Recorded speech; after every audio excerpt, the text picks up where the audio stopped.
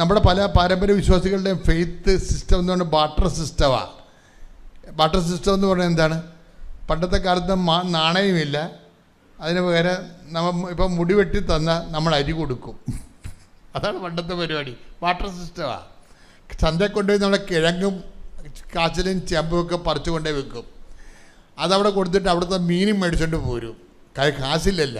ഇപ്പം നമുക്ക് മീനാണ് വേണ്ടത്, അവർക്ക് കിഴങ്ങാണ് വേണ്ടത്. അപ്പം അങ്ങോട്ടും ഇങ്ങോട്ടും മാറുക. ഈ നമ്മുടെ ഫെയ്ത്തിൽ വന്നിരിക്കുന്നത് ബാർട്ടർ സിസ്റ്റമാണ് വന്നിരിക്കുന്നത്.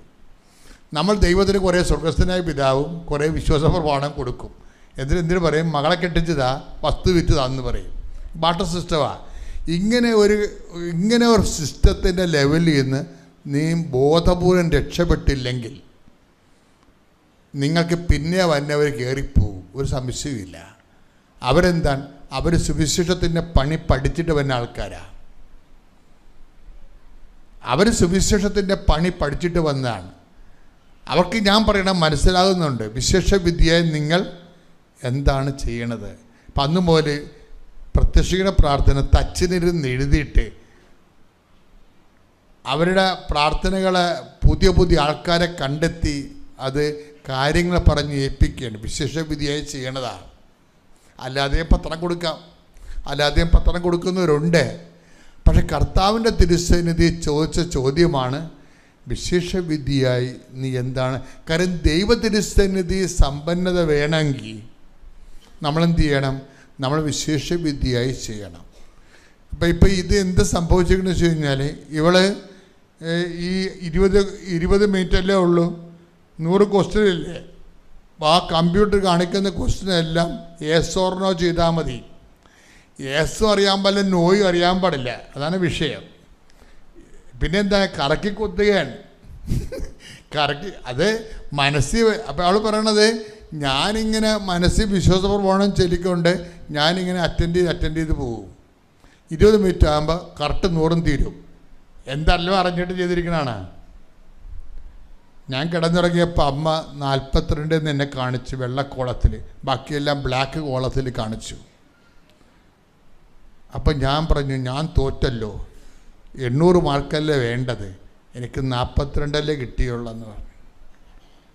പക്ഷേ മാർക്ക് വന്നപ്പോൾ എന്താ 542. അതെന്ന് വെച്ചാൽ അമ്മ എന്താ പറഞ്ഞത്? 42 മര്യാദക്ക് നീ എഴുതിയിട്ടുള്ളൂ, 500 മാർക്ക് എൻ്റെ ബോണസാണെന്ന്. Praise the Lord. അതായത് എന്ത് രസമാണെന്നില്ല കമ്മ്യൂണിക്കേഷൻ. അതായത് അവൾ അന്ന് പരീക്ഷ കടന്ന് തോറ്റുപോയല്ലോ, കണ്ണും പൂട്ടി കറക്കി കുത്തിരിക്കുകയല്ലേ. അപ്പം അത് പറഞ്ഞപ്പോൾ അമ്മ തോറ്റല്ല അമ്മ, ഇനി ഞാൻ എങ്ങനെ ജീവിക്കുമെന്ന് ചോദിച്ചപ്പോൾ രാത്രി 42 കാണിച്ചു സ്വപ്നത്തിൽ. അപ്പോഴും ഞാൻ പറഞ്ഞു അമ്മ തോറ്റല്ലോ, ഞാൻ തോറ്റല്ലോ. അപ്പം കാര്യം വെച്ചാൽ 800 മാർക്ക് വേണ്ടേ. അപ്പം ഒരാഴ്ച കഴിഞ്ഞപ്പോൾ ക്വസ്റ്റ്യൻ കിട്ടിയപ്പോൾ ആ 42 അതിൻ്റെ അകത്തുണ്ടായിരുന്നു, പക്ഷേ 542. എന്നുവെച്ചാൽ അമ്മ എന്താ പറഞ്ഞത്? നിൻ്റെ മെറിറ്റിൽ 42 മാർക്കേ ഉള്ളൂ, 500 മാർക്ക് എൻ്റെ ഗ്രേസിലുള്ളതാണ്. ഇതാണ് ഡീൽ ഓർ നോട്ട് ഡീൽ എന്ന് പറയണത്. ഈ റിലേഷൻസ് സത്യസന്ധമാകാൻ നോക്കണം. കാര്യം ഇത് കവനൻ്റ് റിലേഷനാണ്. നിങ്ങൾക്ക് ഉടമ്പടി ഉപ്പ് നോക്കാനുള്ളതല്ല. ദൈവത്തിൻ്റെ മുമ്പിൽ ഏതെങ്കിലും കാലത്ത് സത്യസന്ധനാണെന്ന് കർത്താവിനെ ധരിപ്പിക്കാൻ വേണ്ടിയുള്ള ഒരു പൊന്നുപോലുള്ള അവസരമാണ് ഉടമ്പടി നൽകുന്നത്. അത് നിങ്ങൾ സത്യസന്ധത ഉപയോഗിക്കാൻ നോക്കണം. ശ്രുതികട ഹല്ലേലൂയ.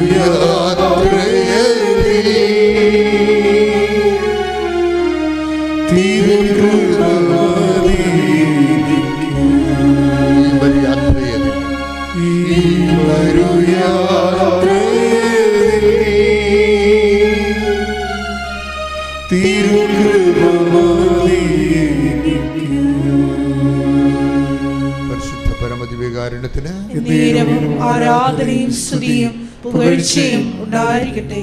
എൻ്റെ മക്കളെ, ദൈവമായിട്ട് കുറച്ചുകൂടി സത്യസന്ധമായ ഒരു റിലേഷൻസ് കീപ്പ് ചെയ്യാൻ നോക്കണം. ലക്ഷ്മിയുടെ അനുഭവ സാക്ഷ്യങ്ങൾ, അതുപോലുള്ള ആയിരക്കണക്കിന് അനുഭവ സാക്ഷ്യങ്ങൾ നമ്മളോട് പറയുന്ന ഒരു സത്യമാണിത്.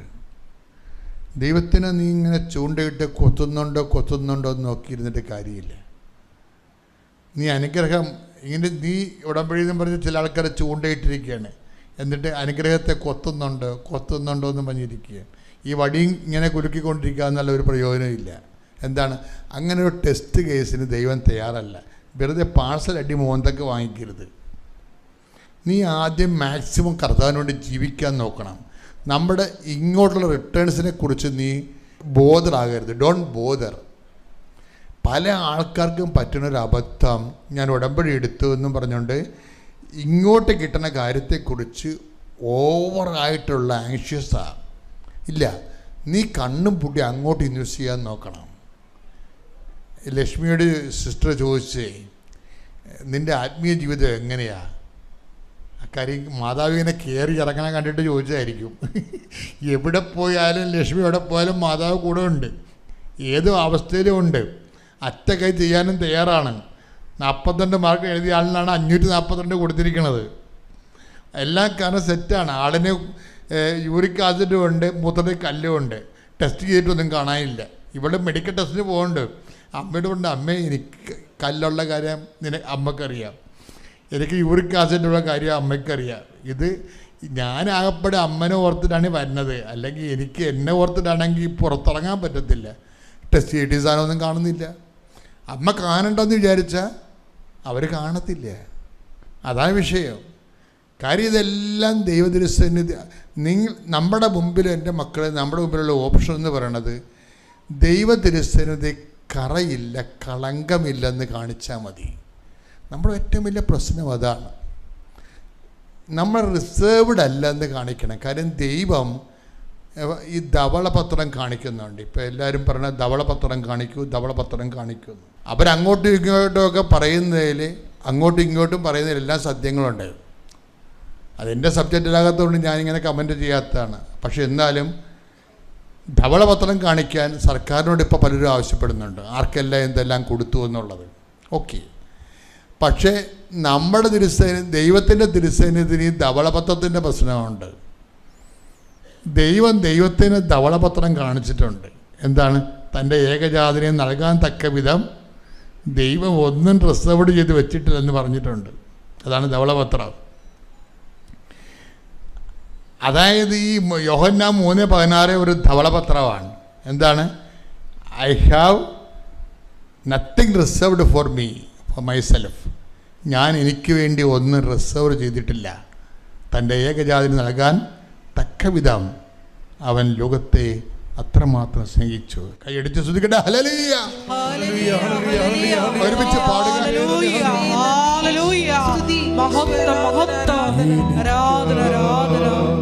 എന്റെ ദൈവം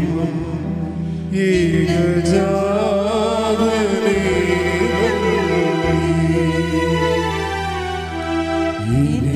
എനിക്കായി എന്റെ യേശു പരിഹാരം ബലിയായി മനുഷ്യനു വേണ്ടി ക്രൂശിന്റെ മാറിൽ പാപിയെ പോലെ പിടഞ്ഞവനേ, ദൈവസ്വഭാവം സ്നേഹമാണെന്ന് ലോകസമക്ഷം തെളിയിച്ചു നീ. പരിശുദ്ധ അമ്മ പ്രത്യക്ഷപ്പെട്ട ഈ അൾത്താരയിൽ വന്ന് സാക്ഷ്യം പറയുവാൻ അനുഗ്രഹിച്ച പരിശുദ്ധ അമ്മയ്ക്കും തിരുക്കുമാരനും 1000 നന്ദി. എൻ്റെ പേര് രശ്മി രാജേഷ്, കൊല്ലം ജില്ലയിലെ ശൂർനാട് നിന്ന് വരുന്നു. ഞാൻ ഉടമ്പടി എടുത്തത്, ഞാനും എൻ്റെ അമ്മയും ഞങ്ങൾ ഒരുമിച്ചാണ് വന്ന് ഉടമ്പടി എടുത്തത് 2022 എൻ്റെ ഉടമ്പടിയുടെ ആദ്യത്തെ ഉടമ്പടിയിലെ നിയോഗമായിരുന്നു എൻ്റെ മകന് 8 വർഷമായിട്ടുണ്ടായിരുന്ന പനി വരുമ്പോൾ അവന് പെട്ടെന്ന് വീസിങ് ആകുമായിരുന്നു. ഈ അലർജി രോഗം സൗഖ്യമാക്കുന്നതിന് വേണ്ടിയായിരുന്നു എൻ്റെ നിയോഗത്തിൽ ഞാൻ ആദ്യം വെച്ചിരുന്നത്. ഉടമ്പടി എടുത്ത് കഴിഞ്ഞതിന് ശേഷം ഒരു വട്ടം കൂടി അവന് ഇങ്ങനെ ഈ വീസിങ് വന്നു. ഉടമ്പടി തൈലം ഉപയോഗിച്ച് ദിവസവും വൈകിട്ട് ഞാൻ അവനെ കുരിശ് വരയ്ക്കുകയും വിശ്വാസപ്രമാണം ചൊല്ലുകയും ചെയ്യുമായിരുന്നു. അങ്ങനെ ഉടമ്പടി എടുത്തതിന് ശേഷം ഈ ഒരു ഇതിൽ അവൻ ഒരു പ്രാവശ്യം കൂടി ഈ വീസിങ് വന്നു. പിന്നീട് അവന് അങ്ങനെ ഒരു അസുഖമേ ഉണ്ടായിട്ടില്ല. അത് പരിശുദ്ധ അമ്മയുടെ അനുഗ്രഹം കൊണ്ടും ഉടമ്പടി തൈലം ഉപയോഗിച്ചതിൻ്റെ ഫലമായിട്ടുമാണ് ഈ വീസിങ് അവന് പൂർണ്ണമായിട്ടും മാറിക്കിട്ടിയത്. അടുത്തതായിട്ട് എൻ്റെ മകൾക്ക് കിട്ടിയ ഒരു രോഗസൗഖ്യത്തെക്കുറിച്ചാണ് പറയുന്നത്. അവൾ കളിച്ചുകൊണ്ടിരുന്നപ്പോൾ ഊഞ്ഞാലിൽ നിന്ന് വീണ് അവളുടെ പല്ലുകൊണ്ട് ചുണ്ട് മുറിയുകയും അത് കുറച്ച് ആഴത്തിലേക്ക് മുറിയുകയും ചെയ്തു. കുറച്ച് ദിവസം കഴിഞ്ഞപ്പോൾ ആ മുറിവ് കരിഞ്ഞു വന്നു കഴിഞ്ഞപ്പോൾ ആ ചുണ്ടിൻ്റെ അവിടെ ഒരു സിസ്റ്റ് പോലെ വന്നു. ആ സിസ്റ്റ് വന്നു കഴിഞ്ഞപ്പോൾ ഞങ്ങളത് ഡോക്ടറിനെ കൊണ്ട് കാണിച്ചപ്പോൾ ഡോക്ടർ പറഞ്ഞു അത് സർജറി ചെയ്യണം, അല്ലാതെ ഒന്നും ചെയ്യാൻ പറ്റില്ലെന്ന്. അങ്ങനെ അത് സർജറി ചെയ്ത് കഴിഞ്ഞിട്ട് അത് സ്റ്റിച്ച് ഇട്ടതിൻ്റെ 2 സൈഡും കുറച്ച് ദിവസം കഴിഞ്ഞപ്പോഴേക്കും വീണ്ടും 2 സ്റ്റിച്ച് ഇട്ടതിൻ്റെ 2 സൈഡിലായിട്ട് വീണ്ടും 2 സിസ്റ്റ് പോലെ വന്നു. അപ്പോൾ വീണ്ടും ഡോക്ടറിനെ കാണിച്ചപ്പോൾ ഡോക്ടർ പറഞ്ഞു ഇത് മ്യൂക്കസ് സിസ്റ്റാണ്, ഇത് സർജറി ചെയ്യാതെ മാറില്ല, ഇനിയും സർജറി ചെയ്യേണ്ടി വരുമെന്ന് പറഞ്ഞു. ഞങ്ങൾക്ക് വീണ്ടും സർജറി ചെയ്യുന്നതിനോട് താല്പര്യമില്ലായിരുന്നു. അങ്ങനെ പരിശുദ്ധ അമ്മയുടെ ഉടമ്പടി തൈലം ദിവസവും ഞാൻ സന്ധ്യയ്ക്ക് പ്രാർത്ഥിക്കുന്ന സമയത്ത് അവളുടെ ചുണ്ടിൽ കുരിശ് വരച്ച് വിശ്വാസം പ്രമാണം ചൊല്ലുമായിരുന്നു.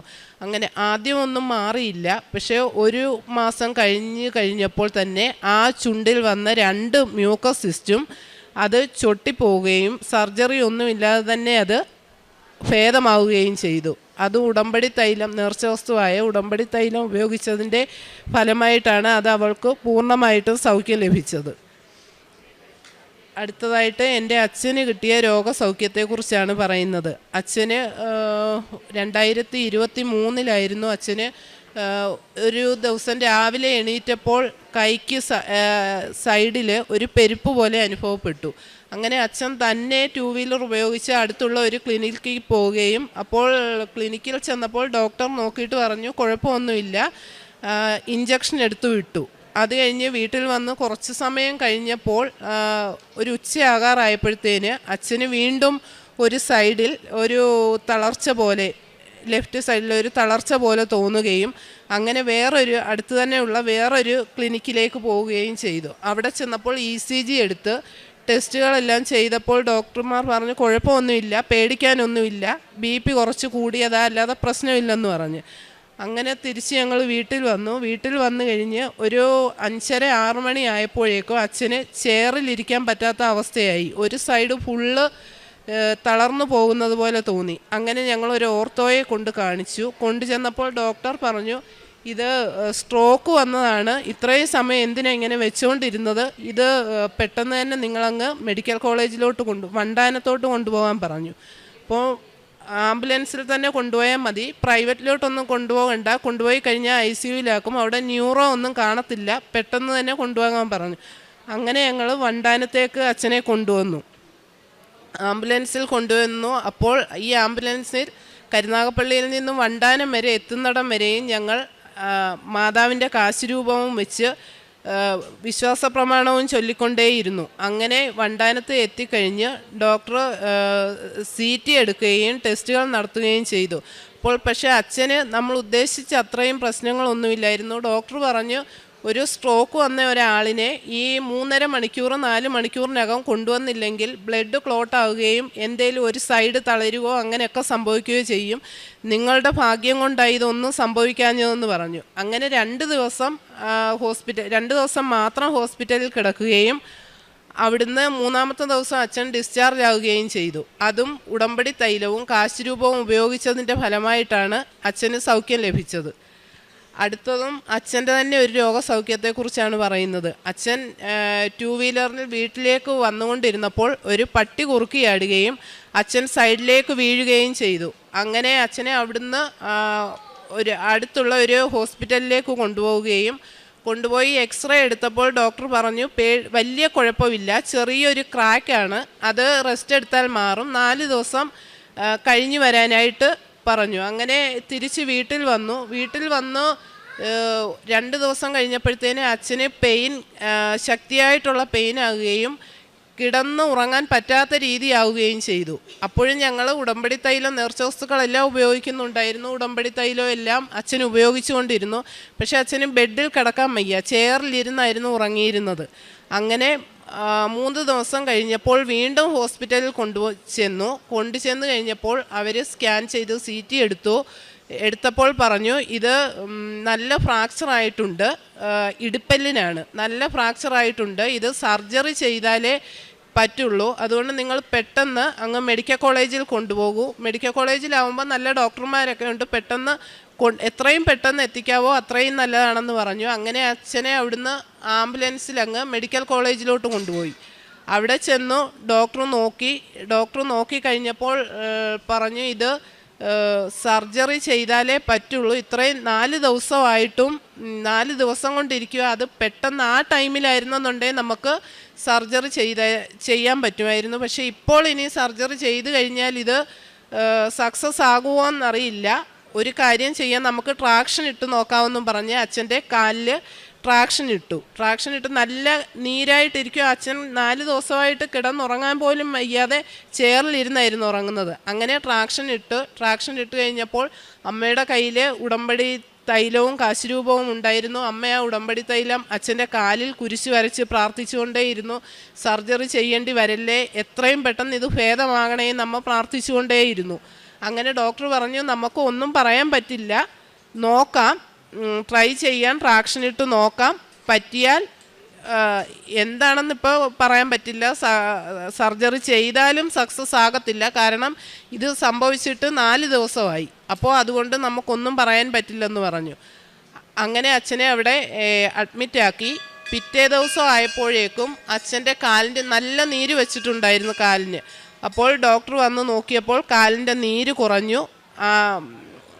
ട്രാക്ഷൻ ഇട്ട് വെയിറ്റ് വിട്ടു. പറഞ്ഞു 48 ദിവസം ഇങ്ങനെ ഒരേ കിടപ്പ് തന്നെ ഇങ്ങനെ ട്രാക്ഷൻ ഇട്ട് കിടക്കണമെന്ന് പറഞ്ഞു. അങ്ങനെ 8ാമത്തെ ദിവസം അവിടെ നിന്നും അച്ഛനെ ഡിസ്ചാർജ് ആക്കി. ആംബുലൻസിലാണ് അച്ഛനെ വീട്ടിലേക്ക് കിടന്നുകൊണ്ട് തന്നെയാണ് അച്ഛൻ എല്ലാ കാര്യങ്ങളും ചെയ്തിരുന്നത്, എണീക്കാൻ പറ്റില്ലായിരുന്നു. അങ്ങനെ അവിടുന്ന് അച്ഛനെ ആംബുലൻസിൽ 8 ദിവസം കഴിഞ്ഞപ്പോൾ ആംബുലൻസിൽ വീട്ടിലേക്ക് കൊണ്ടുവന്നു.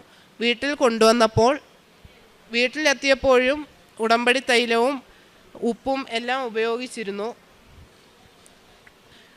അങ്ങനെ 48 ദിവസം എന്ന് പറഞ്ഞത് 24 ദിവസം ആയപ്പോഴേക്കും, അതിൽ കുറച്ച് ദിവസം ആയപ്പോഴത്തേന് അച്ഛൻ ഈ വെയിറ്റ് ഇട്ടതിനകത്ത് എന്തോ ഇറിറ്റേഷൻ പോലെ ആ വെയിറ്റ് കിടക്കുന്നത് കൊണ്ട് തോന്നി. അങ്ങനെ ഡോക്ടർ പറഞ്ഞ് ഈ വെയിറ്റ് മാറ്റുകയേ ചെയ്യരുതെന്നാണ് ഡോക്ടർ പറഞ്ഞത്. പക്ഷേ അച്ഛൻ്റെ ഈ ഇറിറ്റേഷൻ കാരണം വെയിറ്റിൻ്റെ കുറച്ച് വെയിറ്റ് ഒന്ന് മാറ്റി കൊടുത്തു. അത് ഡോക്ടർമാർ അറിഞ്ഞിട്ടില്ല. അങ്ങനെ മാറ്റിയപ്പോൾ അച്ഛനപ്പോൾ ഒരു ആശ്വാസം കിട്ടി, ആ വെയിറ്റ് കുറച്ച് മാറ്റിയപ്പോൾ. അപ്പോഴും ഞങ്ങൾ പ്രാർത്ഥിക്കുന്നുണ്ടായിരുന്നു, കാലിൽ ഉടമ്പടി തൈലം, ആ മുറിവിൽ ഉടമ്പടി തൈലം എല്ലാം തേച്ച് പ്രാർത്ഥിച്ചുകൊണ്ടേയിരുന്നു. ഷുഗറും ഒക്കെ ഉണ്ട്, അപ്പോൾ കമ്പി കിഴിച്ചാണ് ഇട്ടേക്കുന്നത്. അപ്പോൾ അതിന് എന്തെങ്കിലും മുറിവ് പഴുക്കുവോ എന്തും ആകാമെന്ന് ഡോക്ടർ പറഞ്ഞു. പക്ഷേ ഒന്നും സംഭവിച്ചില്ല. 48 ദിവസം പറഞ്ഞത്. 24ാമത്തെ ദിവസം അച്ഛനെ ഹോസ്പിറ്റലിൽ കൊണ്ടുചെന്നപ്പോൾ എക്സ്റേ എടുത്ത് നോക്കിയപ്പോൾ അതിനകത്ത് കുഴപ്പമൊന്നുമില്ല. അപ്പോൾ ഡോക്ടർ പറഞ്ഞ് ട്രാക്ഷൻ മാറ്റാമെന്ന് പറഞ്ഞു. അങ്ങനെ ട്രാക്ഷൻ മാറ്റിയിട്ട് വീട്ടിൽ വിട്ട് കഴിഞ്ഞ് പിന്നെ 1 മാസം കഴിഞ്ഞിട്ട് ചെല്ലാനായിട്ട് പറഞ്ഞു. അപ്പോൾ 1 മാസം വീണ്ടും ഈ ട്രാക്ഷൻ എടുത്തടത്ത് നല്ല നീരുമെല്ലാം ഉണ്ടായിരുന്നു. അപ്പോൾ അതിൽ ഉടമ്പടി തൈലവും എല്ലാം പുരട്ടി ഉപ്പ് വെള്ളത്തിനകത്തിട്ട് ചൂടുവെള്ളത്തിൽ ഉപ്പ് പിടിക്കുമായിരുന്നു. അങ്ങനെ 1 മാസം കഴിഞ്ഞ് വീണ്ടും അച്ഛനെ കൊണ്ടുചെന്ന് കഴിഞ്ഞ് എക്സ്റേ എടുത്ത് നോക്കിയപ്പോൾ ഡോക്ടറിന് തന്നെ അതിശയമായിപ്പോയി. ഡോക്ടർ പറഞ്ഞു ഇയാൾ ഇങ്ങനെ ഒന്നും എണീറ്റ് നടക്കുമെന്ന് പോലും പ്രതീക്ഷിച്ചില്ല, സർജറി ചെയ്ത് കഴിഞ്ഞാൽ അത് സക്സസ് ആകത്തില്ലായിരുന്നു, ഇയാൾ എണീക്കത്തില്ലായിരുന്നു. പക്ഷേ ഇപ്പം ഇത് അത്ഭുതമാണ്, 2 സൈഡും ഇടുപ്പല്ലായിരുന്നു. അപ്പോൾ 2 സൈഡിലെയും ഇപ്പോൾ ഒരുപോലെ, ഒരു സാധാരണ ഒരു മനുഷ്യന് എങ്ങനെയാണ് 2 സൈഡും ഇരിക്കുന്നത് അതുപോലെ തന്നെ ഈ ഫ്രാക്ചറുകളല്ല, ഇത് മൊത്തം ഒടിഞ്ഞു പോയതായിരുന്നു. ഈ ഫ്രാക്ചറുകളെല്ലാം മാറി രണ്ട് സൈഡും ഒരേപോലെ ഇരിക്കുന്നുവെന്ന് പറഞ്ഞു. എന്നിട്ട് ഡോക്ടർ പറഞ്ഞു നടക്കുന്ന സമയത്ത് ഒരു സ്റ്റിക്ക് കയ്യിൽ പിടിക്കണം, ഒരു സപ്പോർട്ടിന് വേണ്ടി ഒരു സ്റ്റിക്ക് കയ്യിൽ പിടിക്കണമെന്ന് പറഞ്ഞു. ഡോക്ടറിന് അറിയത്തില്ല. ഡോക്ടർ വിചാരിച്ചു ഇങ്ങനെ സംഭവിക്കുന്ന പേഷ്യൻ്റൊക്കെ പെട്ടെന്ന് നടക്കാൻ പറ്റില്ലല്ലോ. പക്ഷേ സ്റ്റിക്കിൻ്റെ ഒന്നും ഒരു സഹായവും വേണ്ടി വന്നില്ല. കാരണം അമ്മ മാതാവിൻ്റെ സഹായം ഉള്ളപ്പോൾ നമുക്ക് സ്റ്റിക്കിൻ്റെ ആവശ്യമില്ലല്ലോ. അപ്പോൾ അങ്ങനെ അച്ഛൻ ഇപ്പം നല്ല രീതിയിൽ നടക്കുന്നുണ്ട്. അത് കഴിഞ്ഞ് പിന്നെ കാറിലായിരുന്നു അച്ഛൻ എവിടെ ഹോസ്പിറ്റലിൽ പോകുകയെല്ലാം ചെയ്യുന്നത്. ആദ്യമായിട്ടാണ് ഇന്ന് ഇത്രയും ദൂരം ഞങ്ങൾ ശൂരനാടാണ്, അവിടെ നിന്ന് ഇവിടം വരെ അച്ഛൻ ബസ്സിൽ കയറുന്നതിനും പ്രശ്നമില്ലായിരുന്നു, ഇവിടെ വരുന്നതിനും അച്ഛന് നടക്കുന്നതിനും ഒന്നും ഒരു കുഴപ്പവുമില്ലായിരുന്നു. ഇതെല്ലാം അമ്മ മാതാവിൻ്റെ അനുഗ്രഹം കൊണ്ട് ഞങ്ങൾക്ക് കിട്ടിയതാണ് ഈ രോഗസൗഖ്യം. എല്ലാം കാണാൻ വരുന്നവരെല്ലാം പറയുമായിരുന്നു ഇത് എണീക്കത്തില്ല, ഇനി ഇങ്ങനെ കിടക്കത്തതേ ഉള്ളൂ. അപ്പോൾ അത് കേൾക്കുമ്പോൾ അച്ഛനും വിഷമമായിരുന്നു, ഞങ്ങൾക്കെല്ലാം വിഷമമായിരുന്നു. പക്ഷേ എത്ര പെട്ടെന്ന് റിക്കവറായെന്ന് ഞങ്ങൾക്ക് തന്നെ അറിയില്ല. ഇപ്പോൾ കാണുന്നവർക്കെല്ലാം അതിശയമാണ്, അച്ഛൻ ഇങ്ങനെ നടന്നു പോകുന്നത് കാണുമ്പോൾ എല്ലാവർക്കും അതിശയമാണ്, ഇത്രയും പെട്ടെന്ന് ഇങ്ങനെ ഒരാൾ നടക്കുന്നത്. സാധാരണ ഇങ്ങനെ പറ്റിയ പേഷ്യൻസ് ഒന്നും ഇങ്ങനെ ഇത്രയും പെട്ടെന്ന് റിക്കവറായി നടക്കില്ല.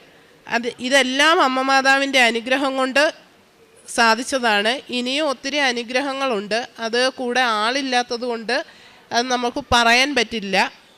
പിന്നെ അതുപോലെ പ്രേക്ഷിത പ്രവർത്തനം പത്രം എല്ലാവർക്കും വിശ്വാസ പ്രമാണം ചൊല്ലി അത് അർഹതപ്പെട്ടവർക്കാണ് ഈ പത്രം കൊടുത്തിരുന്നത്. പത്രം കൊടുക്കുന്നതിനേക്കാൾ ഉപരി ഞങ്ങൾക്ക് കിട്ടിയ അനുഭവങ്ങൾ ഞങ്ങൾ മറ്റുള്ളവരോട് പറഞ്ഞ് എല്ലാവരെയും ഞങ്ങൾ പറഞ്ഞു തന്നെ കുറേ ആൾക്കാർ ഇവിടെ വന്ന് ഉടമ്പടി എടുത്തിട്ടുണ്ടായിരുന്നു. അതുപോലെ ഞങ്ങളുടെ അവിടെ ഒരു കൃപാസനം ഗ്രൂപ്പ് എന്ന് പറയുന്ന ഒരു ഗ്രൂപ്പുണ്ട്. ഞങ്ങൾ കുറേ ആൾക്കാർ ചേർന്ന്, മെയിനായിട്ട് ഒരു ചേച്ചിയും ഒരണ്ണനുമാണ് ഈ ഗ്രൂപ്പ് നടത്തുന്നത്. അവിടെ ഞങ്ങൾ ഈ ഗ്രൂപ്പിലുള്ള എല്ലാവരും ചേർന്ന് കാശ് പിരിച്ച് ഫുഡുണ്ടാക്കി എല്ലാ മാസത്തെയും രണ്ടാമത്തെ തിങ്കളാഴ്ച കരുനാഗപ്പള്ളി ഗവൺമെൻറ് ഹോസ്പിറ്റലിൽ അമ്മ മാതാവിൻ്റെ പേരിൽ കൊണ്ടുവന്ന് ഫുഡ് കൊടുക്കുന്നുണ്ട്. അതുപോലെ എന്നെക്കൊണ്ട് പറ്റുന്ന രീതിയിൽ സഹായങ്ങൾ എല്ലാവർക്കും ചെയ്യുന്നുണ്ട്. അതുപോലെ എൻ്റെ കുട്ടികൾക്കാണെങ്കിലും അവരുടെ പഠനത്തിൻ്റെ കാര്യത്തിലാണെങ്കിലും എല്ലാ കാര്യത്തിലും അമ്മ മാതാവിൻ്റെ സഹായം കൊണ്ട് കുഴപ്പമൊന്നുമില്ലാതെ ഞങ്ങൾ മുന്നോട്ട് പോവുകയാണ്. സ്കൂളിൽ പോകുന്ന സമയത്താണെങ്കിലും രാവിലെ 2 പേർക്കും ഞാൻ ഉടമ്പടി തൈലം അവരുടെ നെറ്റിയിൽ തൊട്ട് കുരിശ് വരച്ച് വിശ്വാസ പ്രമാണം ചൊല്ലിയാണ് 2 പേരെയും സ്കൂളിലേക്ക് വിടുന്നത്. ഈ ഉടമ്പടി എടുത്ത് കഴിഞ്ഞതിൽ പിന്നെ ഒരുപാട് മാറ്റങ്ങൾ ഞങ്ങളുടെ ജീവിതത്തിൽ ഉണ്ടായിട്ടുണ്ട്.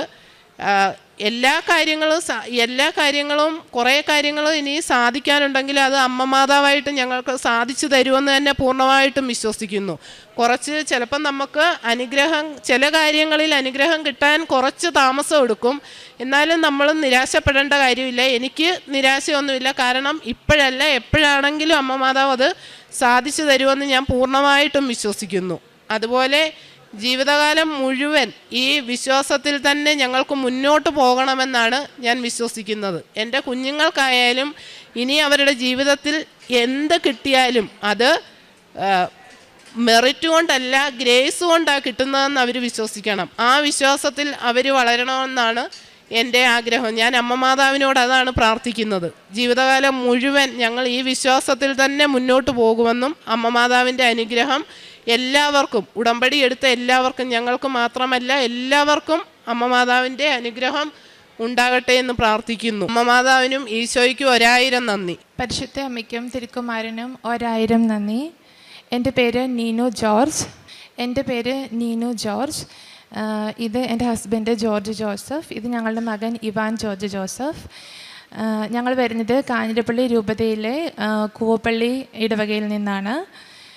2019 ഞാൻ ആദ്യമായി തീർത്ഥാടന ഉടമ്പടി എടുത്തത്. ആ ഉടമ്പടിയിലെ നിയോഗങ്ങളെല്ലാം സാധിച്ചു കിട്ടിയിരുന്നു, സാക്ഷ്യവും പറഞ്ഞിരുന്നു. അതിനുശേഷം ഞങ്ങൾ 2022 ജർമ്മനിയിലേക്ക് ജോലിക്കായി പോയി. അത് കഴിഞ്ഞ് മുതൽ ഓൺലൈൻ ഉടമ്പടിയാണ് എടുത്തുകൊണ്ടിരുന്നത്. സാക്ഷ്യം പറയാൻ താമസിച്ചതിൽ ആദ്യമായി ക്ഷമാർപ്പണം മാതാവിനോട് ഈശോയോടും ചോദിക്കുന്നു. ആദ്യമായി ഞങ്ങൾ ജർമ്മനിയിൽ എത്തിയതിന് ശേഷം ഫസ്റ്റ് രജിസ്ട്രേഷൻ എക്സാം ഉണ്ടായിരുന്നു. അപ്പം ഞങ്ങൾ 5 പേര് ഇവിടുന്ന് ഒന്നിച്ചാണ് പോയത്. അപ്പം ഞങ്ങൾ 5 പേരും ഫസ്റ്റ് അറ്റംപ്റ്റിൽ തന്നെ പാസ്സാകണമെന്ന് പ്രാർത്ഥിച്ചിരുന്നു. അതുപോലെ തന്നെ PR-ൻ്റെ എക്സാം 2 എക്സാമുകൾക്കും ഞങ്ങൾ യൂട്യൂബിൽ ഉടമ്പടി ധ്യാനം കൂടി പ്രാർത്ഥിച്ചു, ആരാധന കൂടി പ്രാർത്ഥിച്ചിരുന്നു. അതുപോലെ തന്നെ ഉടമ്പടി കാശ് രൂപം കൊണ്ടാണ് ഞങ്ങൾ എക്സാമിന് പോയത്. ഈ 2 എക്സാമുകളും ഞങ്ങളെല്ലാവരും ഫസ്റ്റ് അറ്റംപ്റ്റിൽ തന്നെ പാസ്സായി. ഈശോയ്ക്കും തിരുക്കുമാരനും 1000 നന്ദി. രണ്ടാമത്തെ സാക്ഷ്യം, ഞങ്ങളവിടെ എത്തിക്കഴിഞ്ഞ് ഒരു വീട് കണ്ടെത്തുക എന്നുള്ളത് ബുദ്ധിമുട്ടുള്ള കാര്യമായിരുന്നു. അപ്പം 3 മാസമായി ഞങ്ങൾ വീടിന് വേണ്ടി ശ്രമിച്ചിട്ടും വീട് കിട്ടിയില്ല. അപ്പം ഞങ്ങൾ ഓൺലൈൻ ഉടമ്പടി എടുത്തു. നിയോഗം വെച്ച് പ്രാർത്ഥിച്ച ആ മാസം തന്നെ ഞങ്ങൾ ആഗ്രഹിച്ചത് പള്ളി അടുത്തുണ്ടായിരിക്കണം, സ്കൂളും അടുത്തുണ്ടായിരിക്കണം എന്നാണ് ആഗ്രഹിച്ചത്. അതുപോലെ തന്നെ ഞങ്ങൾക്ക് താങ്ങാൻ പറ്റുന്നൊരു റെൻ്റ് ആയിരിക്കണമെന്നും പ്രാർത്ഥിച്ചിരുന്നു. അതുപോലെ തന്നെ ഞങ്ങൾക്ക് ദൈവകൃപയാൽ നല്ലൊരു വീട്, ഞങ്ങൾക്ക് താങ്ങാൻ പറ്റുന്ന രീതിയിൽ നല്ലൊരു വീട് തന്ന് ദൈവം ഞങ്ങളെ അനുഗ്രഹിച്ചു. അതുപോലെ തന്നെ 3-ാമത്തെ നിയോഗം, അടുത്ത് ഞങ്ങൾ ഫാമിലി വിസയ്ക്ക് അപ്ലൈ ചെയ്തിരുന്നു. എൻ്റെ കൂടെ അപ്ലൈ ചെയ്ത എല്ലാവർക്കും 45 ദിവസം കൊണ്ട് പേപ്പേഴ്സ് എല്ലാം റെഡിയായി. എനിക്ക് മാത്രം പേപ്പേഴ്സ് ഒന്നും വന്നില്ല. അപ്പോൾ ഞങ്ങൾ വിളിച്ചു ചോദിച്ചപ്പോൾ ഇനിയും 3 മാസം കൂടി എടുക്കുമെന്ന് പറഞ്ഞപ്പോൾ എനിക്ക് ഭയങ്കര സങ്കടമായി. അപ്പോൾ ഞാൻ ഓൺലൈൻ ഉടമ്പടി എടുത്ത് പ്രാർത്ഥിച്ചു. 3 മാസം എന്ന് പറഞ്ഞത് 3 ദിവസം കൊണ്ട് എനിക്ക് ഞങ്ങളുടെ ഫാമിലി വിസ ഓക്കെ ആയി. എനിക്ക് ആ മാസം തന്നെ നാട്ടിൽ വരാനും ഫാമിലി അങ്ങോട്ട് കൊണ്ടുവരാനും സാധിച്ചു. അടുത്ത സാക്ഷ്യം എൻ്റെ മകന് വേണ്ടിയുള്ളതാണ്. മോന് 3 ദിവസം അടുപ്പിച്ച് ഒരു കാരണവും ഇല്ലാതെ ദേഹം മുഴുവൻ ചൊറിഞ്ഞു തടിച്ചു വന്നു. അപ്പം ആദ്യം ഞങ്ങൾ ഡോക്ടറെ കൊണ്ട് കാണിച്ചു, പക്ഷെ അവർ പ്രത്യേകിച്ച് കാരണങ്ങളൊന്നും കണ്ടില്ല. പക്ഷെ 3-ാമത്തെ ദിവസം ഇതുപോലെ തന്നെ വന്നു. ഞങ്ങൾ ഉടമ്പടി തൈലം കുഞ്ഞിൻ്റെ ദേഹത്ത് പുരട്ടി പ്രാർത്ഥിച്ചു. അതുപോലെ ആ സമയം തന്നെ യൂട്യൂബിൽ ഉടമ്പടി ധ്യാനവും ആരാധനയും കൂടി പ്രാർത്ഥിച്ചു. അതിനുശേഷം ഇന്നേ വരെ മോനെ അങ്ങനെ ഒരു അസുഖം ഉണ്ടായിട്ടില്ല. അതിൽ നിന്ന് പൂർണ്ണ സൗഖ്യം മോന് ലഭിച്ചു. അതുപോലെ തന്നെ മകനെ പഠിക്കാൻ വിളിക്കുമ്പോൾ ഒരു 4 വയസ്സ് മുതൽ അവന് പഠിക്കാൻ വന്നിരിക്കാൻ മടിയാണ്. വന്നിരുന്നാൽ തന്നെ കോൺസെൻട്രേഷനോടെ ഇരിക്കില്ല, ഒരു 2-3 മിനിറ്റ് ഇരിക്കുള്ളൂ, അതിൽ കൂടുതൽ ഇരിക്കില്ല. അപ്പം ഞങ്ങൾക്ക് തന്നെ അത് ബുദ്ധിമുട്ടായി. നമ്മൾ ഭയങ്കരമായിട്ട് ദേഷ്യപ്പെടാനൊക്കെ തുടങ്ങി. അപ്പോൾ ആ അവസ്ഥയ്ക്ക് ഒരു മാറ്റം വരണമെന്ന് ചിന്തിച്ചു. അന്ന് മുതൽ ഞാൻ മോന് ഉടമ്പടി ഉപ്പ് ആദ്യം കൊടുത്ത് പ്രാർത്ഥിക്കും, എന്നിട്ട് പഠിപ്പിക്കാൻ തുടങ്ങി. ഇപ്പം മകൻ മിടുക്കനായി പഠിക്കുന്നു. വിളിച്ചാൽ വരാൻ മടിയൊന്നുമില്ല, അവൻ മിടുക്കനായിരിക്കുന്നു. ഇത്രയും അനുഗ്രഹങ്ങൾ ഞങ്ങളുടെ ജീവിതത്തിൽ തന്ന ദൈവകുമാരനും ദൈവമാതാവിനും 1000 നന്ദി. അതുപോലെ തന്നെ ഞങ്ങളുടെ ജീവിതത്തിൽ എന്ത് തീരുമാനങ്ങൾ എടുക്കുന്നതിന് മുമ്പ് ഞങ്ങൾ കുരിശ് വരച്ച് ഉടമ്പടി ഉപ്പ് കഴിച്ച് ഉടമ്പടി കാശ്രൂപം പിടിച്ചുകൊണ്ടാണ് എല്ലാത്തിനും പോകാറുള്ളത്. കാരുണ്യ പ്രവർത്തികളായിട്ട് ഞങ്ങൾ ചെയ്യുന്നത്, ഞാൻ നേഴ്സായിട്ടാണ് വർക്ക് ചെയ്യുന്നത്. ഞാൻ ന്യൂറോ ICUവിലാണ്. അപ്പോൾ എനിക്ക് കിട്ടുന്ന ഓരോ പേഷ്യൻറ്റിനെയും എനിക്ക് പറ്റുന്നതിൻ്റെ മാക്സിമം രീതിയിൽ കാരുണ്യത്തോടെ അവരോട് പ്രവർത്തിക്കുന്നു, അവർക്ക് വേണ്ടി ശുശ്രൂഷ ചെയ്യുന്നു. അതുപോലെ തന്നെ ഫേസ്ബുക്കിലൊക്കെ സഹായം ആവശ്യമായി വരുന്ന പോസ്റ്റുകളൊക്കെ കാണുമ്പോൾ അവരെ സാമ്പത്തികമായി സഹായിക്കാറുണ്ട്. പിന്നെ ഞങ്ങളുടെ ഇടയിൽ തന്നെ ആർക്കെങ്കിലും അസുഖങ്ങളൊക്കെ വന്നാൽ ഉടമ്പടി ഉപ്പും ഉടമ്പടി തൈലവും ഒക്കെ കുരിശ് വരച്ച് പ്രാർത്ഥിച്ച് അവർക്ക് ആശ്വാസം ലഭിക്കാറുണ്ട്. അതുപോലെ തന്നെ പ്രേക്ഷിത പ്രവർത്തനമായി യൂട്യൂബിൽ ഉടമ്പടി ധ്യാനം കണ്ട് പ്രാർത്ഥിക്കും. അതുപോലെ തന്നെ ഷെയർ ചെയ്യുകയും സ്റ്റാറ്റസ് ഇടുകയും ചെയ്യാറുണ്ട്. പിന്നെ കൃപാസനത്തിലെ പത്രം ഞങ്ങൾ ഇവിടെ നിന്ന് ഞങ്ങൾക്ക് നാട്ടിൽ നിന്ന് എൻ്റെ ചേച്ചി 2 പ്രാവശ്യം എനിക്ക് അയച്ചു തന്നിരുന്നു. അപ്പം അല്ലാണ്ട് ഇവിടെ ലീവിന് വരുമ്പോൾ ഞങ്ങൾ പത്രം വാങ്ങിക്കൊണ്ട് പോകും. അപ്പോൾ അതെൻ്റെ കൂട്ടുകാർക്കും പിന്നെ ഞങ്ങൾക്ക് മലയാളം കുർബാനയുള്ള പള്ളിയുണ്ട്, അവിടെയും കൊണ്ട് എല്ലാവർക്കും വിശ്വാസ പ്രമാണം ചൊല്ലി പ്രാർത്ഥിച്ച് കൊടുക്കും. പിന്നെ ആധ്യാത്മികമായി എനിക്കുണ്ടായ വളർച്ചയെന്ന് പറഞ്ഞാൽ ഞാൻ പെട്ടെന്ന് റിയാക്ട് ചെയ്യുന്ന ആളായിരുന്നു. എനിക്ക് കുറേ കൂടി മൗനം പാലിക്കാൻ എനിക്കിപ്പോൾ സാധിക്കുന്നുണ്ട്. അതുപോലെ തന്നെ എന്തെങ്കിലും ഒരു പെട്ടെന്ന് ദേഷ്യം വരുമൊക്കെ ചെയ്യുവാണെങ്കിലും തിരിച്ചു പറയാൻ തോന്നിയാലും തിരിച്ചു പറയാണ്ട് കുറച്ചുകൂടി എളിമയോടെ വിനയത്തോടെ ജീവിക്കാനുള്ളൊരു കൃപ തന്ന ദൈവം ഞങ്ങളെ അനുഗ്രഹിച്ചു. ഞങ്ങളുടെ കുടുംബജീവിതത്തിലും ദൈവം ഓരോ ദിവസവും നിരവധി അനുഗ്രഹങ്ങൾ തന്ന് അനുഗ്രഹിച്ചുകൊണ്ടിരിക്കുന്നു. ഈശോയ്ക്കും തിരുക്കുമാരനും 1000 നന്ദി. സാക്ഷ്യം പറയാൻ താമസിച്ചതിലും ക്ഷമാർപ്പണം ചെയ്യുന്നു.